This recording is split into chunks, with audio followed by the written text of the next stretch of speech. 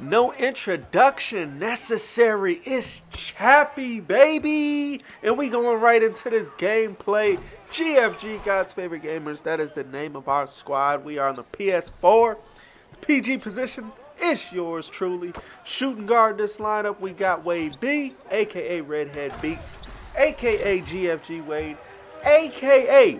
Final Four finisher at the Vikings Club Series. So what does that mean, guys? He's a Madden player, primarily a Madden player, and a good Madden player at that.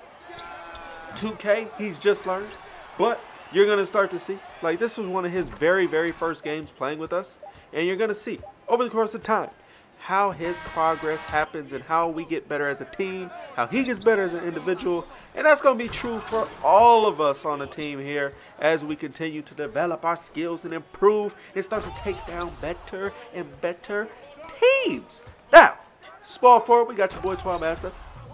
Power forward, Kels Zion, and center, we got Drew Music. But I'm not a rapper. He's a rapper, but I'm not a rapper.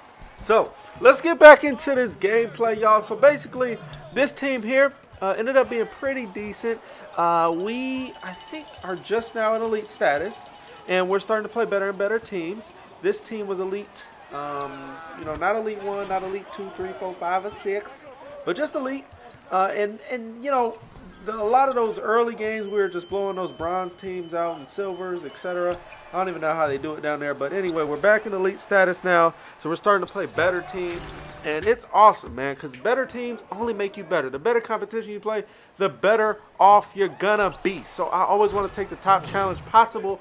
Try to get into the NBPA. Try to get into some of these other leagues. But they have an Elite 3 status requirement or Elite 4 status requirement. So that's right now why we are grinding hard to make sure we hit that status so that we can participate in some of these events, these tournaments, and take on the top teams in the game.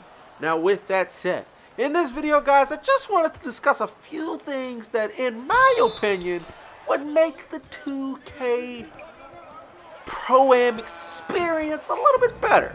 And this is just my opinion. I personally feel that these things would, oh my gosh, give you better players, would showcase more of a skill gap and talent and things like that. So these are just my opinions. Let me know what your thoughts are on what my thoughts are, and maybe we can reflect and come to a similar conclusion, or maybe I'm way off base. But anyways, let's go ahead and dive straight into it. So first things first, I think the badges have to go. I know that sounds crazy. We all grinded for these badges on our players. Dimer, limitless range, tough shots, difficult shots, ankle breaker, posterizer, all these wonderful badges, defensive stopper, charge specialist, etc. I mean, there's all kind of badges, man. There's so many of them. But I really feel like if no one had badges, I think that would just showcase a little bit more skill. Right now, I mean, if you've got Deadeye, deep range Deadeye with limitless range, etc. for those pure sharps, or if you've got posterizer, man, you start getting some crazy animations, etc., etc. I just think, like, you would get a little bit better gameplay with no badges on any of the players. That's just my opinion. Let me know what y'all think in the comments below. The second thing I think that would make the gameplay a lot better is to get rid of completely cold and hot zones for your ProAm players. You guys didn't know, I wouldn't say it's a glitch, but I mean, you literally can get hot zones from playing the computer or just simming, but that's, you know, whatever. It is what it is. If that's a glitch, it's a glitch. If it's not, it's not. But either way, like, I just think hot and cold zones should be entirely removed, because right now, if you're playing without hot zones, you are playing at a disadvantage. In this gameplay here, I didn't have any hot zones, didn't have any cold zones. I think I was still like an 84, maybe 85 overall during these games that you're seeing here. This is still December gameplay, end of December, but still December gameplay. This is the last December gameplay that I'm going to have for you guys. Moving forward, we're going to have a lot fresher gameplay, and it will all be from 2018, and you'll hopefully see the big differences in our team and how we're performing. At this point in time, we pretty much just, I mean, we do really well against the elite teams and elite ones. Right now, the only teams we really struggle with now are Elite 3 and up, and we have pretty good games with those teams. So we'll have some gameplay versus some of the higher competition coming up as soon as we can. But so far, no badges, no hot and cold zones.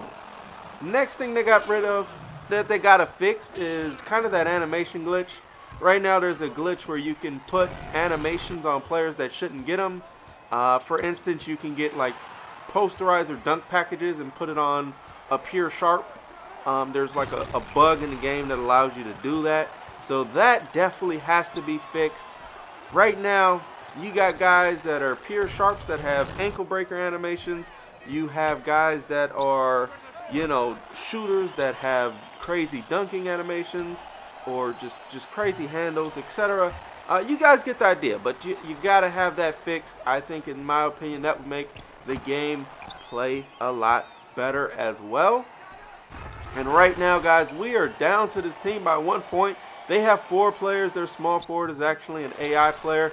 This center was giving us issues all game long. And right here, go to my man Twan Master, catch and shoot, dimer, you know, paying off right there late in the game. About 4 seconds left.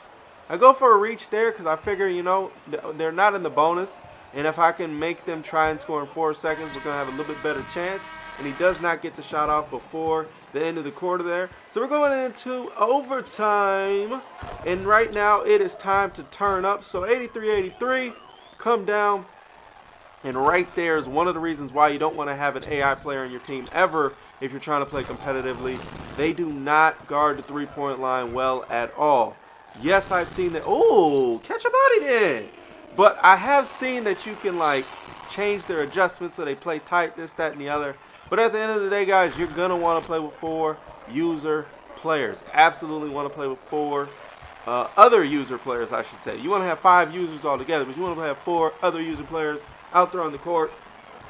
That way you can defend anything that your opponent is bringing at you. If you come with that AI, man, a good opponent is either going to ISO versus the AI and kill him, or they are going to run pick and roll or pick and fade against the AI, and the AI really will struggle to stop those tactics. So that's the key there. So we've talked about the badges, we've talked about the hot and cold zones, and we've talked about the animation bug or animation glitch. Other than that, guys, I think those are the 3 biggest things for me. The next thing I would say is to turn the skill level up. I'm not sure what it's on now. It's either on Pro or it's on All-Star. I don't think it should go to Hall of Fame, but I do think Superstar would be the perfect skill level for Pro-Am. This would make sure that your shooters have to get their shot timing down, that you're not forcing up difficult shots in traffic and making them. Those types of things, I think it would just make you play more authentic and better basketball.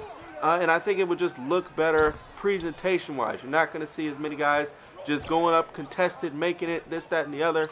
And you're not going to see guys with a 55 3-point rating like my man Drew Music hitting corner threes on a consistent basis. It gets pretty crazy at times. I'm not going to lie to you. It gets pretty crazy.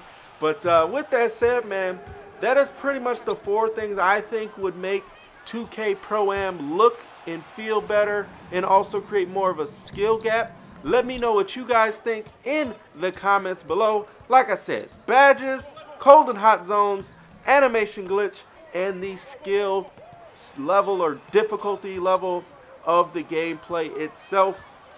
I hope you guys enjoyed this video along with this commentary. And as you can see, this is the 2nd game running with Wade, and he already looks a lot better from the first game, and he's just continuing to get better as he splashes that one from downtown. As far as our team goes, I'm going to play making sharp. Wade is a pure sharp. Twan's got a couple builds, but I think the one he's rocking with is a defensive sharp. Kels has his demigod build that you guys can check out on his channel. I may leave a link in the description. But he is an athletic shot creator, and Drew Music is a pure slasher, in case you were wondering what our squad's builds are right now as of today. And that is what we'll be rocking with moving forward, and we will hopefully continue to just get better, run good plays, play great defense, and qualify and make it into the league. Later, guys. We gone.